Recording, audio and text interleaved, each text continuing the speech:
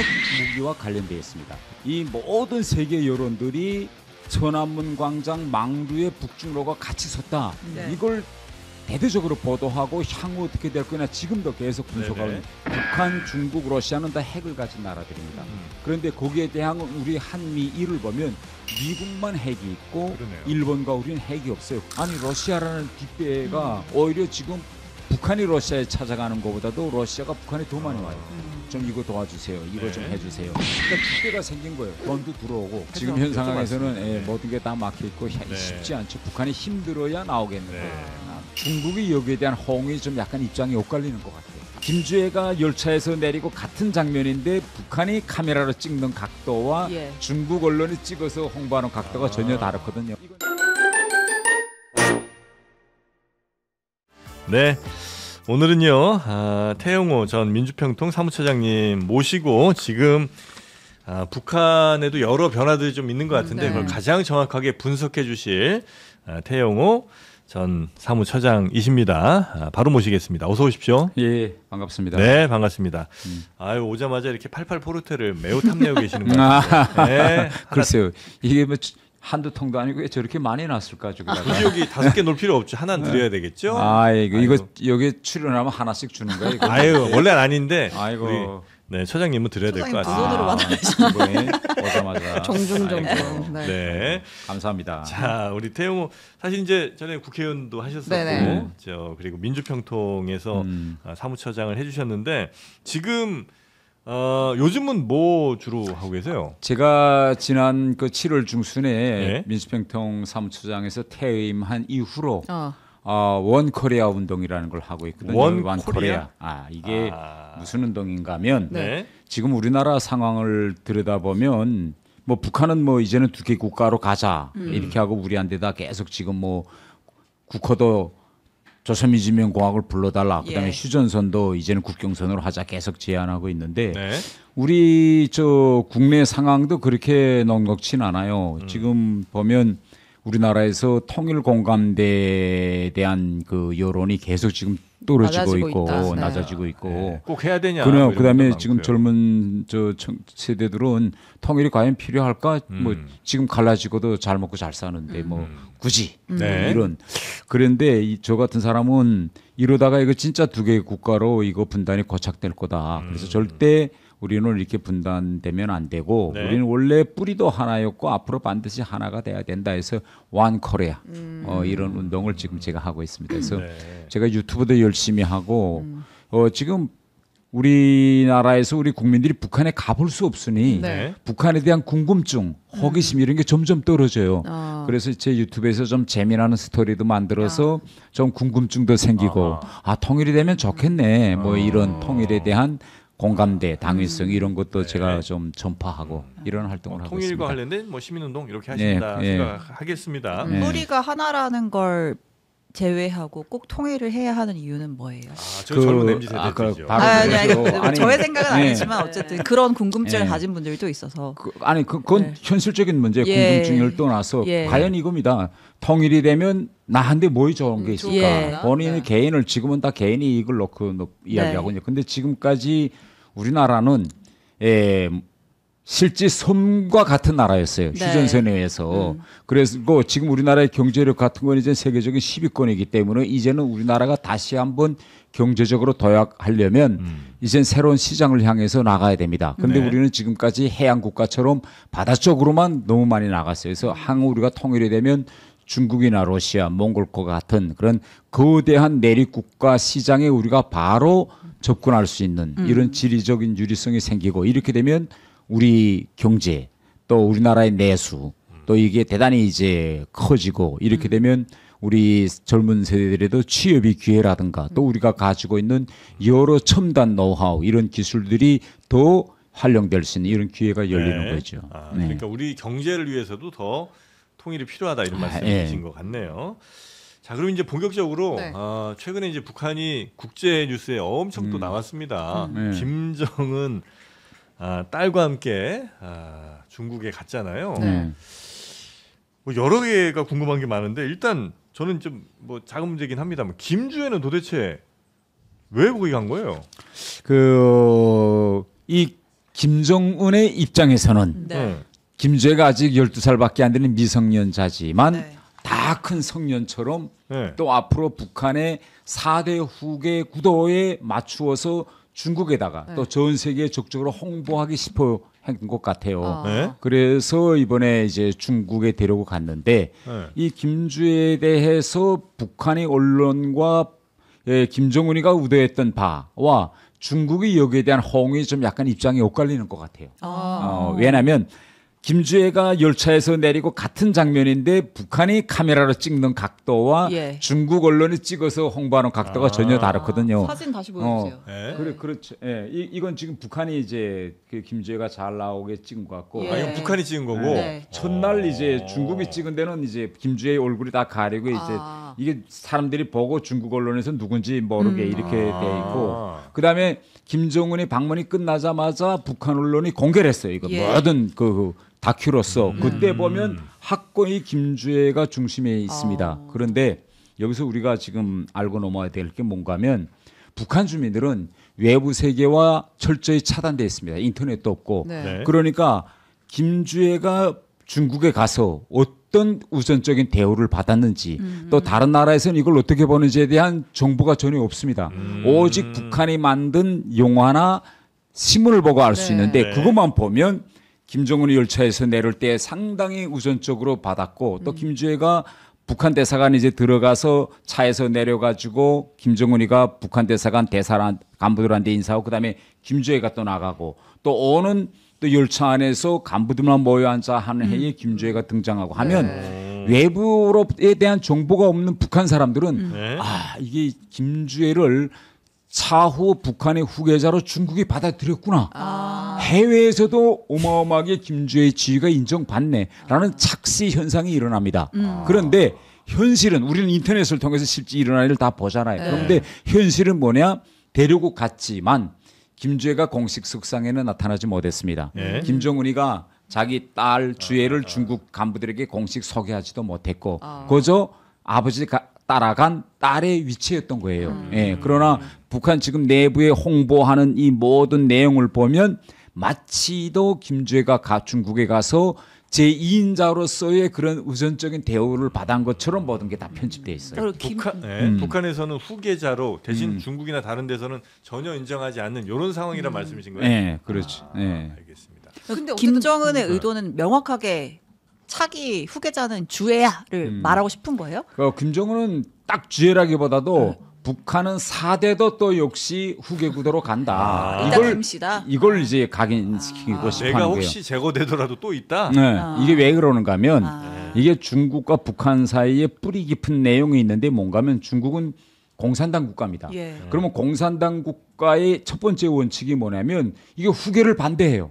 이거는 봉고 왕조이기 때문에 그래서 중국도 뭐 마오쩌둥이나 이런 거의 독재에 가까운 절대 권력자들이 있었지만 절대로 가정 내부에서 이렇게 세습을 안 했습니다.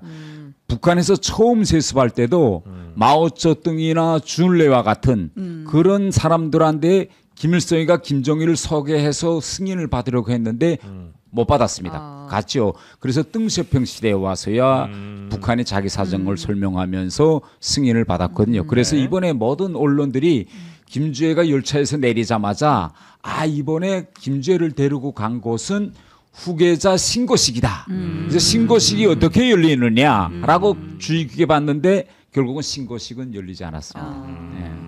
그러면 만약에 신고식이 성공했으려면 어디 뭐 막루는 못 갔을 것 같고 아니면 뭐 전승절 그렇게 내려다보는데 그 정도는 갔었어야 되나요? 공식 회담 장소에 들어갔던지 공식 회담 장소. 아니면 김정은과 시진핑 앉아서 이제 식사를 하잖아요. 네. 적어도 그 자리 정도에는 앉았으면 딸이 앉으면 이 얘기가 거기에 흘러나오지 그잖아요. 시진핑이 뭐 몇 살이냐 어떻게 되냐 그러면 김정은이가 당연히 딸의 이름은 뭐고 애가 어떻고 향후 북한의 이제 후계 구도가 어떻게 된다라고 자연스럽게 이야기를 끌고 갈 수 있는 이런 모멘텀이 생길 수 있었겠는데 그 자리에 못 들어간 거죠. 알겠습니다. 자, 하여튼 그러면 뭐 김주애는 뭐 김주애지만 지금 현재 중요한 거는 그 북중러가 한 팀 되고 그다음에 한미일이 또 한 팀 돼서 이렇게 또 대결 구도로 가냐 마냐 이제 요게 좀 궁금한 것 같아요. 아주 중요한 질문인데요. 이 이야기를 하기 전에 우리가 이걸 좀 봐야 돼. 이게 핵 무기와 관련되어 있습니다. 그래서 이번에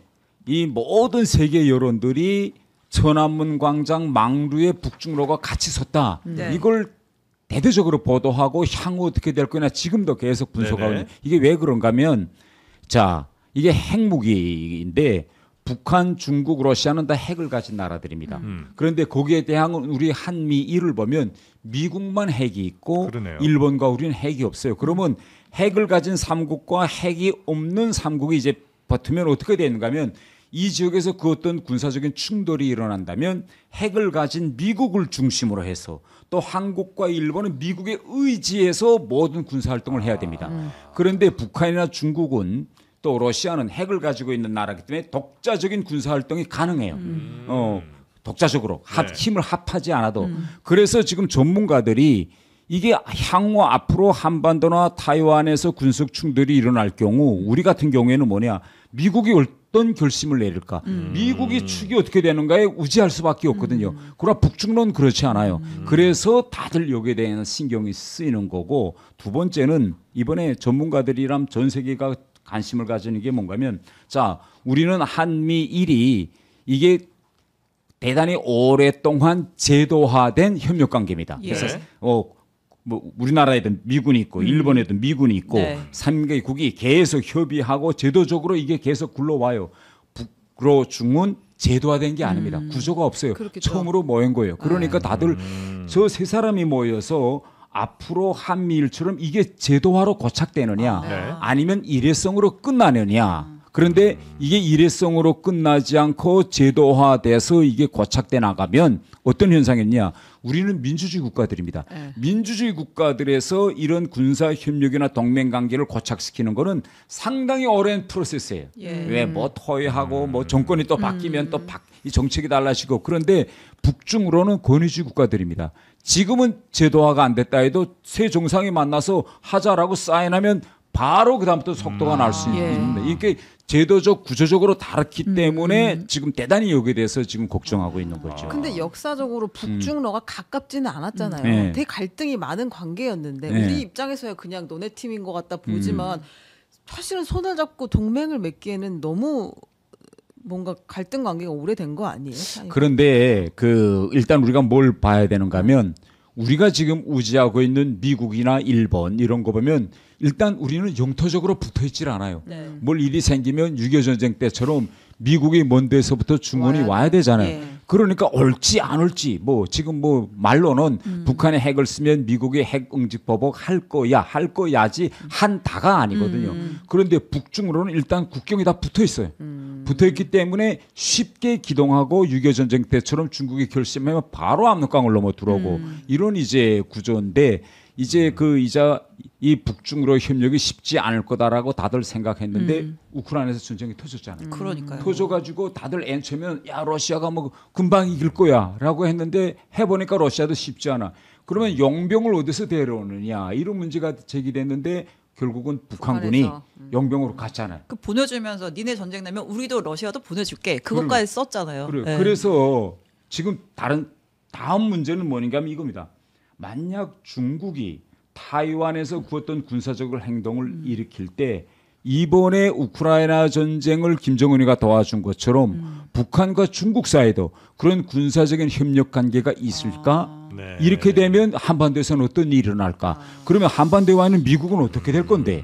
뭐 미군이 빼서 그게 갈 건지 여기서 계속 김정은이가 치고 내려오는 걸 막으려고 여기 계속 미군이 있겠는지 이런 여러 가지 변수들이 연쇄적으로 일어날 수 있기 때문에 대단히 지금 사람들이 네네네. 우려하고 있는 거죠. 근데 지금 북중러랑 우리 한미일이 좀 다른 거는 그 북중러는 중러 투 아주 강한 나라들하고 이제 북한이라는 사실상 뭐 경제적으로 매우 작은 나라 작은 하나가 이제 나라죠. 있는 거고 우리는 미국이라는 이제 슈퍼 파워가 하나 있고 그다음에 일본과 우리나라라는 한 중간 정도 이상의 그런 나라가 이제 있는 거라 한미일은 사실 뭐 크게 엮이는데 뭐 미국이라는 이제 슈퍼 파워가 이제 강한 리더십으로 가면 될 것 같은데 이 북중러는 러시아랑 중국이 이제 워낙 둘이 옛날부터 사이도 좀 안 좋았고 그래서 북한이 어떻게 이제 그 사이에서 잘 헤엄치느냐 정도가 이제 좀 이슈가 아닌가 하는 생각이 바로 그런 미약한 부분을 보완하려고 북한의 핵무기를 만든 거예요. 가난하고 약하고 경제력이 취약한데 그러면 흉한데서 계속 이렇게 홀대당하는데 어떻게 결국은 이런 행사 같은데 시진핑 옆에 가 설 거냐. 그래서 이걸 설 수 있는 가장 효과적인 방법은 핵무기다. 왜냐하면 핵무기라는 건 일단 손에 쥐면 파괴력이 너무 어마어마하기 하니 그래서 북한이 이제 핵을 개발한 거고 우리 같은 경우에는 뭐 우리 재래식 무력 같은 건 전 세계적으로 지금 10위권에 들어가고 있는 경제력도 10위지만 우리 재래식 무력은 뭐 5위부터 10위권에 이렇게 있는데 답이 지금 뭔가면 과연 우리가 발전된 세계 5위의 재래식 무력을 가지고 전 세계적으로 지금 10위권에도 못 들어가고 있는 북한과 붙었을 때 어떤 결과가 나올까? 군사 전문가들은 핵이 끼어들면 답이 없다 이겁니다. 그렇죠. 네. 그래서 지금 이런 문제들이 계속 일어나고 있는 거죠. 북한이 핵 가진 거는 전 세계가 다 아는데 핵 보유국의 지위를 갖는 것도 다른 문제잖아요. 근데 이번에 북중 회담 할 때 역사적으로 보면은 쭉 회담 내용 중에 한반도에 비핵화라는 내용이 들어가 있었는데 이번에는 빠졌단 말이에요. 그럼 중국이 사실상 그런 지위를 좀 암묵적인 승인을 해줬다 그런 의도가 있다고 봐야 되는 거예요. 이제 북한에 대해서 앞으로 중국은 너의 핵무기 가지지 마라 비핵화해라 하는 요구를 안 할 겁니다. 이제는 왜 안 하는가면 이번에 우크라이나 전쟁을 통해서 중국이 많은 걸 배우고 학습하는 기회가 됐어요. 그러니까 북한에 핵을 가졌을 때 중국은 야 이거 핵을 너네 왜 핵이 필요해? 그 작은 나라가 이러면서 반대했었는데 우크라이나 전쟁을 터지면서 북한군이 갔잖아요. 그러면 만약 핵이 북한에 없었다면 북한군이 못 갑니다. 왜 못 가는가 하면 아니 한반도에 한국군과 미군이 딱 북한 코앞에 있는데 어떻게 자기 최정예 그 특수부대를 빼서 저 먼데 가겠어요. 그리고 무기 사람만 갔습니까? 모든 장비들 포탄 뭐 다 갔잖아요. 갔다는 건 뭐냐면 북한이 자신감이 있는 거 핵이 있기 때문에 만약 전쟁이라면 핵단추 누를 거야. 근데 중국이 가만 보니까 야 우리가 북한 보고 핵무기를 포기하라고 자꾸 말할 필요가 없지 않아? 왜 향후 대만에서 이제 중국과 미국이 충돌한다면 북한을 활용해야 되는데 핵이 없는 북한군은 이건 말도 안 된다. 그래서 차라리 중국은 장기적 견제에서 핵이 있는 북한이 오히려 중국의 득이 될 수 있다. 이번에 러시아를 보니 이렇게 결국은 보고 지금 중국에서는 큰 내 생각엔 내부적으로 큰 한반도 전략 변화가 지금 일어나고 있는 것 같아요. 그럼 러시아랑 중국으로부터 거의 핵 인정받은 북한이 우리랑 대화에 나설 가능성은 매우 낮은 상황인가요? 지금 현 시점에서는 매우 낮죠. 왜냐하면 트럼프 대통령이 계속 문을 두드려요. 김정은 보고 대화하자고. 북한은 대화하려면 입장을 밝혀라. 북한의 핵을 인정해 줄 건지 말 건지. 김여정이가 얼마 전에도 비핵화를 목적으로 한 대화는 안 하겠다. 이거죠. 만약 대화에 그럼에도 불구하고 미국이 대화하자는 건 결국은 핵 군축 대화한다면 나가겠다 이겁니다. 핵 군축 대화라는 건 핵 보유국으로 인정한 조건에서 하겠다면 나가겠다 이런 거거든요. 그래서 지금 향후 북한은 계속 저울질할 겁니다. 트럼프 대통령이 핵 군축회담에 할 건지 아니면 계속 비핵화로 하자고 하겠는지. 근데 여기서 우리가 짚고 넘어가야 될 점이 뭔가면 이게 북한과의 북미 정상회담과 관련해서 트럼프 대통령 말하고 미 국무부 말이 엇갈려요. 미국 정부는 지속적으로 일관하게 향후 미북 간의 대화가 이루어진다면 비핵화 회담을 해야 된다. 이게 미국의 입장인데 트럼프 대통령은 지금까지 단 한 번도 김정은과 만나서 비핵화 회담을 하겠다는 얘기는 안 해요. 뭐라고 이야기하느냐? 핵을 가진 나라와 하고는 좋게 지내야 된다. 이게 대단히 말이 다르거든요. 좋게 지낸다는 건 뭔데요? 없애라고 요구하는 게 좋게 지낼 거야? 아니면 그러지 말고 한두 개 좀 빼고 이건 좀 없애고 내가 뭘 줄게 주고받고 하는 게 좋게 지내는 건데 그래서 지금 전문가들은 트럼프 대통령의 생각은 무엇일까? 혹시 그 어떤 무슨 핵 군축 이런 걸 통해서 대통령 임기간에 그 어떤 레거시를 만들려는 거 아닐까? 이 지점을 지금 다들 걱정하고 있습니다. 이런 상황이면 안 만나는 게 더 나을 수도 있겠네요. 그렇죠. 그래서 이거에 북한 우리가 입장에서 마지막 트럼프가 마지막 기회다 뭐 이런 거 아니야? 왜냐하면 트럼프 대통령은 지난 시기 첫 임기 때도 보면 톱다운 방식을 대단히 좋아합니다. 예. 그러니까 밑에서 실무진이 이렇게 해야 됩니다라고 올라가면 볼튼 자서전을 보면 아니 이렇게 해서 지금까지 한 게 뭔데? 네. 나는 내 방식대로 할 거야. 대단히 주견도 강하고 그래서 북한은 지금 그 지점을 노리는 거죠. 트럼프 대통령의 그 톱다운 방식을 이용해서 어떻게 바라는 바를 얻을 수 없을까? 많은 분들이 좀 오해하고 계신데 네. 이분이 말투는 좀 친북일 수 있지만 북한이랑 친북이 아니에요. 북한에서 내려오신 분입니다. 네, 그래서 왜 자꾸 친북 말투만 좀 그렇다. 말투는 이제 오래 이제 북쪽에서 그렇죠. 사셨으니까 뭐 그런 거고요. 저는 이제 이런 뭐 국제 정세에도 물론 이제 궁금한 게 많습니다만 최근에 이제 우리나라와 북한 관련돼서 사이가 좀 되게 안 좋아지긴 했잖아요. 이거를 더 좋게 만들 우리의 뭔가 방법이 있나? 아니면 뭐 여전처럼 계속 뭘 더 내줘야 되는 건가? 이제 그러고 싶지는 솔직히 별로 않고. 그렇다 북한도 뭐 우리한테 요구도 안 해요. 그러니까 뭐 문을 요구도 안 두드려도 하고. 뭐 아무튼 시끄러워 지금 이런 반응을 계속 이 공개적으로는 상태에서, 보이잖아요. 우리가 뭘 더 계속 해야 돼요? 그러니까 이게 네. 2018년 그때 판문점 선언이 나왔던 상황과 지금의 상황이 다르거든요. 예. 그때는 2018년도는 북한이 완전히 코너에 몰렸습니다. 왜 코너에 몰렸냐? 유엔의 대북 제재에 러시아와 중국도 동참해가지고 예. 지역 북한이 그 흔한 석탄도 중국에 팔 수 없는 이런 상황이었습니다. 그런데 지금은요. 아니 러시아라는 뒷배가 오히려 지금 북한이 러시아에 찾아가는 것보다도 러시아가 북한에 더 많이 와요. 좀 이거 도와주세요. 이거 좀 네. 해주세요. 그러니까 뒷배가 생긴 거예요. 돈도 들어오고. 그러니까 지난 시기처럼 힘들고 어려워야 우리 한국에 손 내밀고 좀 도와주세요 하겠는데 그런 절박함, 필요성 없구나. 이런 게 2018년도 문재인 정부 때에 비해서는 지금 상당히 떨어졌죠. 예, 그래서 이 우리 한반도에서 핵 전쟁을 막고 평화를 유지하려면 북한과 대화도 하고 교류도 하고 다 해야 됩니다. 그러나 우리가 일관하게 지켜야 할 원칙은 북한의 핵을 가지고 있는 한 그 핵 위협이 우리 국민의 머리에 있는 한 우리는 북한에 뭘 지난 시기처럼 주거나 포주거나 일방적으로 뭘 경제적 혜택을 주거나 이런 건 하면 안 된다. 남과 북이 서로 사이좋게 편하게 지내려면 서로 핵을 가지고 상대를 죽이겠다는 그런 의도부터 보려는 게 중요하죠. 근데 뭐 너네 핵 포기해. 난 말하는 순간부터 니네랑 얘기도 안 하는 지금 현재 그런 상황인데 뭐가 될까 싶긴 그래서 해서 지금 현 상황에서는 여쭤봤습니다. 네. 모든 게 다 막혀 있고 네. 쉽지 않죠. 북한이 힘들어야 나오겠는데. 네. 북한이 힘들어져야 되는군요. 그러면 예. 전승돌에 우리가 이제 우원식 의장도 가고 그다음 또 유엔 총회 북한이 오면 우리도 만나려고 접촉하려고 시도를 하고 할 텐데 그걸 좀 잘 할 수 있는 뭐 방법이 있어요? 아니면 그냥 어차피 지금 북한은 배가 안 고프니까 기다려야 돼요. 볼 가능성은 없다 이렇게 봐야 돼요. 저 지금 현 시점에서는 거의나 이제 가능성이 없고 뭐 이번에 중국 전승절 행사를 통해서도 북한이 제재의 고삐에서 이제 거의나 이제 풀려 나온 것처럼 지금 보입니다.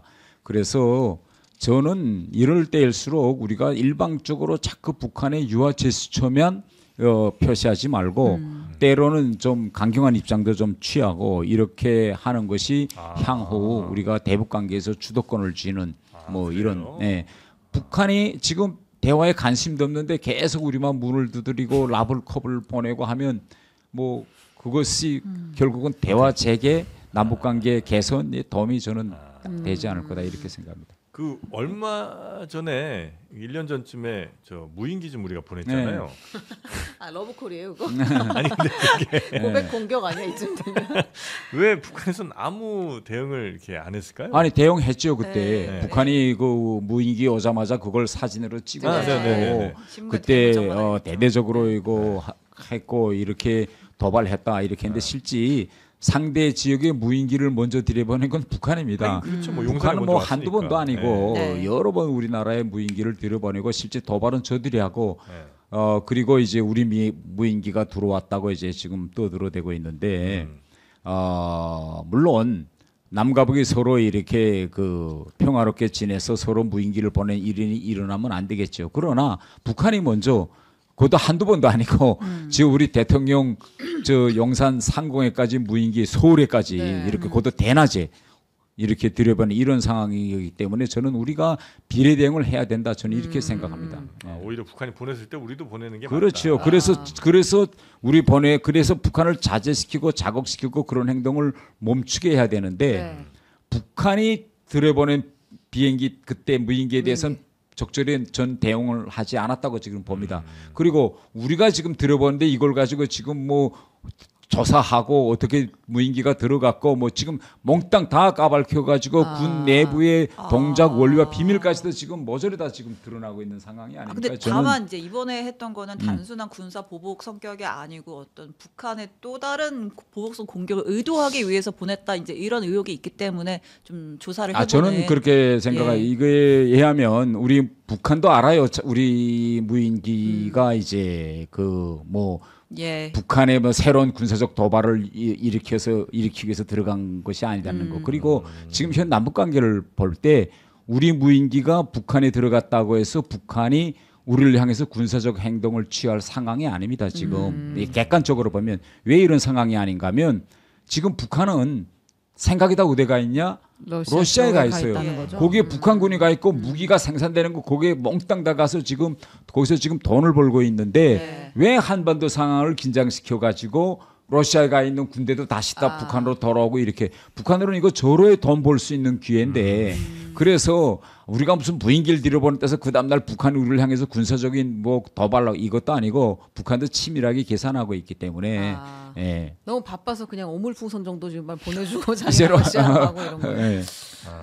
정치는 다시 안 하세요? 갑자기 글쎄요. 그건 뭐 제가 이 자리에서 뭐 정치할 거다 말 거다는 조금 밝히기는 부적절하다고 생각합니다. 그렇습니까? 네. 깜짝 놀랐네요. 정치인의 향기가 물씬 풍깁니다. 아 그래요? 네. 북한하고는 계속 연락을 하세요? 북한하고 연락한다는 건 너무 질문이 잘못했어. 그러니까 그 질문이 아니라 죄송해요. 그 질문이 아니라 북한의 어쨌든 동향을 계속 파악하는 그건 대단히 예민한 예, 때문에 그건 깜짝이야. 죄송합니다. 죄송해요. 그러니까 원래는 항상 보면 이렇게 나오시면 그게 이제 최근에 이제 나오신 분들하고 한 10년 전, 20년 전 나오신 분들하고 느끼는 게 다를 거잖아요. 그래서 제가 이렇게 물어보면 다들 그 접경지대랑 연락을 한다고 하셔가지고 그러니까 지금 그런 동향 파악을 한 나이는 하신다. 있겠지만 지금 내 이거는 똥살 명백해요. 나오는 거예요. 뭐를 명백한가 하면 우리나라에 와 있는 탈북민들의 많은 분들이 네. 여기서 돈을 벌어 가지고 예. 북한에 들어보는 네. 거예요. 그러면 이게 어떻게 맞아. 들어가겠어요? 네. 뭐 휴전선으로 뭐 풍선에 그렇게 전단에 만들어 들어보니 그건 아니고 반록방과 두만강을 거치나요? 거기에 네. 또 지인들이 브로커들이 있고 있고. 연결되니까 브로커들을 통해서 네. 이제 들어가고 또 가족들한테서는 돈 받았으면 받았다 이렇게 또 연락도 오고 휴대폰 통화도 하고 하더라고요. 지금 이게 네네. 남과 북이 갈라져 있지만 네. 여기 탈북민들이 여기 와서 살면서 자기가 얻은 소득의 상당한 부분은 다시 또 북한으로 들어가서 가족 친척들한테 또 가닿고 있습니다. 네. 그래서 네. 다들 부러워하죠 북한에서는. 그 북한에서 우리나라 드라마 이런 거 다 본다고 아, 하잖아요. 보는 장마당에 정도가 USB가 아니라 좀 풀린다고 보는 하던데. 정도가 아니라 뭐 북한 젊은이들은 다 네. 여기에 노래도 지금 듣고. 다 중독돼 있다고 네. 보면 되는 중독이요. 거고. 예. 그다음에 북한 사람 치고요. 한국 영화나 드라마 안 보신 분은 있을 수 있어요. 네. 그러나 한 한 번 번만 보고 본 안 본 사람. 사람은 없어요. 근데 김정은이 네. 그 이제 막 이게 장마당 유통되고 하니까 날라리풍 퇴폐문화 보는 사람은 뭐 다 아니 그 제가 봤을 아니, 때는 했잖아요. 네, 근데 무조건 인간- 저보다 더 많이 봅니다. 인간은요 조금 하지 이제는 말라고 하면 더 하죠. 더 합니다. 아. 애들 보고 컴퓨터 놓고 게임하지 마. 아. 부모가 요구하면 오히려 더 해요. 그러니까 단속으로 해결될 수준이 아니라는 그렇죠. 거죠. 예. 그 북한도 이제는 그렇죠. 집에 거의나 데스크톱이나 노트북이 있는 집이 상당수거든요. 네. 그런데 북한 당국이 지금 그런 컴퓨터나 노트북을 통해서 한국 드라마, 영화 보지 말라고 계속 예. 와서 무단으로 들어와서 검열을 하고 하지만 더 봐. 그거 하면 할수록 더 보니까 그리고 공개적으로 뭐 그런 거 이제 유포스킨 그러니까 그걸 자기가 멀리 얻어서 봤다라는 건 처벌 수위가 낮아요. 그런데 그걸 돈벌이 유통시키는. 목적으로 팔고 유통시키는 사람들은 지역 공개 처형까지 하거든요. 그런데 사람들이 그걸 통해서 공포심을 느끼면서 아이고 나도 저러다가 큰일 나게나 안 봐야지 이렇게 하는 게 아니라 아니 어느 정도 재미날 게 저렇게 죽으면서까지 볼까? 네. 네. 북한도 VPN 되나? 네. 북한에 다 그래서 되겠지. 네, 북플릭스라고 있대요. 북플릭스. 네, 네. 넷플릭스를 대신하는 네. 북튜브도 있나요? 북튜브. 우리 거 좀 넣어줘야 되는데요. 북한에서 혹시 양파 껍질도 드셔보셨을까요? 양파 껍질은 못 들어봤어요. 아 그래요? 네. 아, 요즘 남한에서는 아주 특산품. 남조선에선 난립니다. 그러게. 양파 껍질차가. 나 그러게 난 그래서 이게 왜 차가 왜 갑자기 양파 껍질로 가는가 난 지금. 요게 이제 양파 껍질에 네. 그러니까 항산화 성분이 뛰어난 그러니까 안 늙게 해주는 늙지 않게 해주는 그 퀘르세틴이라는 성분이 많다는 거예요. 난 아이 때부터 양파를 먹을 때는 껍질은 다 버렸거든요. 이제. 그래요? 부자셨네요. 양파 껍질은 원래 양파를 깨끗하게 씻은 다음에 껍질 따로 벗겨서 말려서 육수도 내고 물도 내서 먹고 그렇지. 그렇구나. 남한에서도 우리는 그렇게 먹었는데. 근데 그 양파 껍질 가지고 이제 차도 만드네. 그렇습니다. 네, 그래서 양파 껍질에 양파 안에보다 한 90배 이상 많다는 거예요. 양파 맞아요. 껍질에. 모든 영양분 다 껍질에 있어요. 네. 지금 출시 3개월 만에 100만 병이 돌파된 양파 껍질차 매일매일 물처럼 가볍게 이것도 하나 주는 건가요? 네, 드세요, 맞아, 맞아. 드세요. 저기 네. 장바닥에 여기 지금 납품하려고. 여기 출연하니까 뭐 상품 많아 주네 이거. 예? 네. 저희도 북한 진출 꿈꾸고 있어요. 네, 그래서 요거 장을만 여의도 파격 이벤트로 스토어 알림 받기 버튼 눌러주시면 세 박스 구매 시에 50%나 할인해드리는 이벤트를 하고 있고요. 지금 아래에 있는 전용 링크에서 주문하시면 되겠습니다. 요건데 한번 맛보시면 정말 이렇게 양파 껍질이 맛있는지. 왜냐하면 양파 냄새가 안 나요. 은은해요, 은은. 그냥 그 17차 아니죠? 구수합니다. 요거에 네. 이게 색깔은 양파 껍질 색깔인데. 네. 약간 우리면 그런데 요런 색이 나죠. 구수한 약간 보리차 느낌이랄까요? 뭐 그런 향이 좀 납니다. 예, 우리 근데 이거 차를 만들 정도로 양파 껍질이 많이 나올까요? 그럼요. 중국집 양파를 가보세요. 엄청 먹으니까. 네, 양파 양파를 엄청. 양파 껍질이 또 이제 뭐 공장 같은 데서도 깐 양파 같은 거 많이 이제 또 판매하니까 그때 이제 또 많이 구수한 맛이 있네. 그렇죠, 네. 그렇죠. 예, 구수한 맛입니다. 자, 우리 태영호 전 처장님, 저는 이제 전 의원님이 더 이제 편하겠는데. 그럼 뭐 처장도 좋고 의원도 좋고. 그렇습니까? 네. 네. 그래서 통일을 위한 여러 활동들을 계속해서 지금 시민운동 차원에서 하고 네. 계신 거 잘 좀 부탁을 드리겠고요.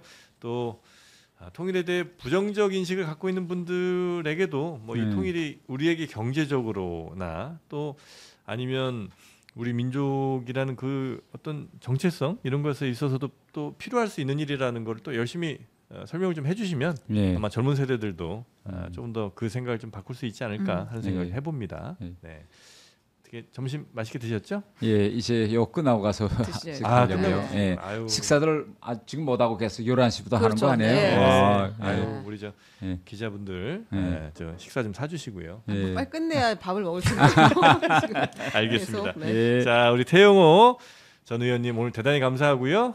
또 뵙도록 하겠습니다. 고맙습니다. 네, 고맙습니다. 네, 우리 예. 두 기자님도 고생 많으셨고 저희는 내일 오전 11시 다시 여러분 찾아뵙도록 하겠습니다. 함께해 주신 여러분 고맙습니다. 감사합니다.